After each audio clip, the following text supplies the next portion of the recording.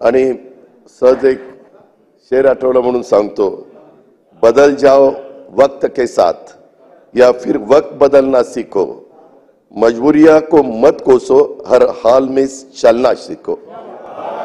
अध्यक्ष महोदय, एकंदरीतच पुढे जात असताना मला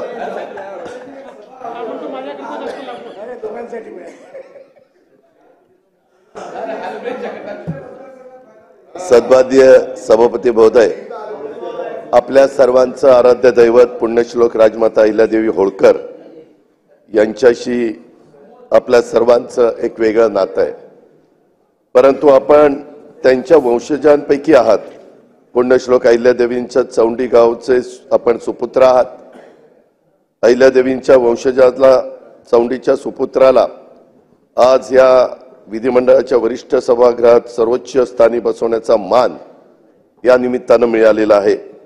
आणि तसं बघितलं तर आपल्याला कोणताही राजकीय वारसा नाही आणि अत्यंत गरीब परिस्थितीतनं आपण स्वकर्तृत्वानं आपली वाटचाल केली, ज्याचा उल्लेख माझ्या आधीच्या मान्यवरांनी केला।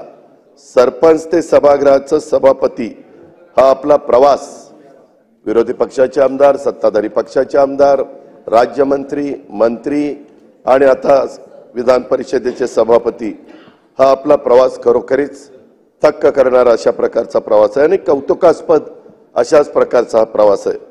पुण्यश्लोक अहिल्यादेवींची न्यायप्रियता आणि त्यांच्या लोककल्याणकारी कार्याचा, त्यांच्या विचाराचा वारसा खऱ्या अर्थाने आपण पुढे नेण्याचा आणि राज्यातल्या सर्वसामान्य जनतेच्या जीवनामध्ये एक चांगल्या प्रकारचा बदल घडवून आणण्याचं कार्य या सभापती पदाच्या माध्यमातून आपण करावं, अशा प्रकारचं देखील आणि आपण कराल हा देखील विश्वास मी या निमित्तानं व्यक्त करतो।